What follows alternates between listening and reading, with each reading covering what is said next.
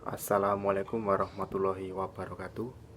Perkenalkan, saya mewakili teman saya dari kelompok 1 akan menjelaskan tentang konsep dan urgensi Pancasila.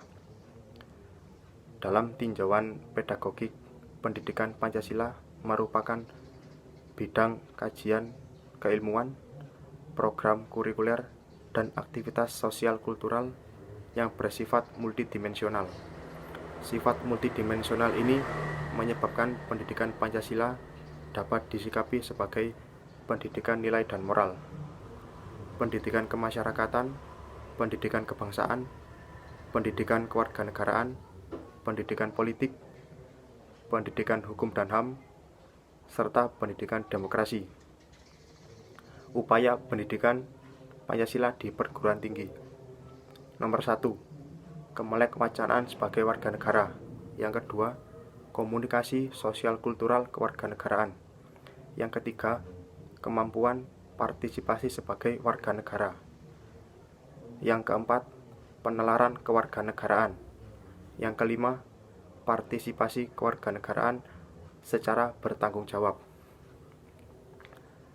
Kemudian, saya akan menjelaskan alasan diperlukannya pendidikan Pancasila.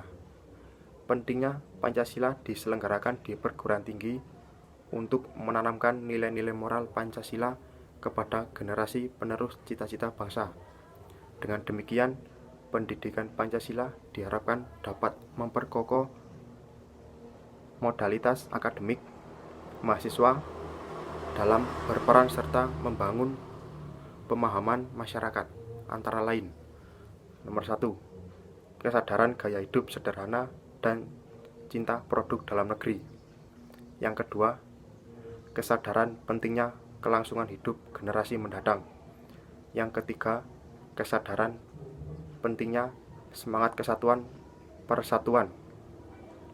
Yang keempat, kesadaran pentingnya norma-norma dalam pergaulan. Yang kelima, kesadaran pentingnya kesalahan mental bangsa. Yang keenam, kesadaran tentang pentingnya penegakan hukum. Dan yang ketujuh, menanamkan pentingnya kesadaran terhadap ideologi Pancasila. Dalam berbagai sumber, ada 3 sumber: sumber histori pendidikan Pancasila, sumber sosiologi pendidikan Pancasila, dan sumber politik pendidikan Pancasila. Untuk sumber histori pendidikan Pancasila, nilai-nilai yang terkandung dalam setiap prinsip Pancasila sebelum dirumuskan disahkan sebagai dasar negara Indonesia secara objektif dimiliki oleh bangsa Indonesia sendiri, sehingga asal mula nilai-nilai Pancasila tidak lain adalah bangsa Indonesia itu sendiri, atau bangsa Indonesia sebagai penyebab material Pancasila.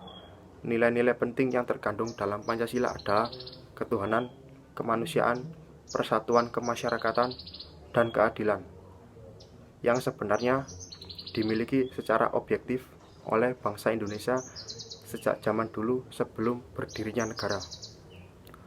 Untuk sumber sosiologi pendidikan Pancasila, sosiologi diimplementasikan sebagai ilmu kehidupan manusia.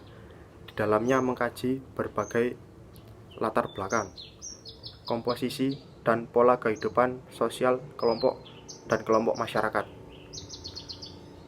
serta penelitian tentang isu-isu sosial, perubahan, dan informasi di masyarakat. Dan yang terakhir yaitu sumber politik pendidikan Pancasila. Fenomena kehidupan politik bangsa Indonesia menjadi salah satu materi menarik dalam pendidikan dikarenakan pola pikir masyarakat Indonesia dalam kehidupan politik dilaksanakan berdasarkan 5 sila. Pola pikir untuk membangun kehidupan politik yang murni dan absolut dilaksanakan semua masyarakat Indonesia harus sesuai dengan 5 sila, yaitu Tuhan Yang Maha Esa, kemanusiaan yang adil dan beradab, Persatuan Indonesia, masyarakat yang dipimpin oleh hikmat kebijaksanaan dalam permusyawaratan perwakilan, dan dengan penuh mengandalkan keadilan sosial. Itu tadi adalah penjelasan dari konsep dan urgensi Pancasila serta 3 sumber, yaitu sumber historis, sumber sosiologis, dan sumber politik dari pendidikan Pancasila. Sekian dari saya, kurang lebihnya saya mohon maaf. Wassalamualaikum warahmatullahi wabarakatuh.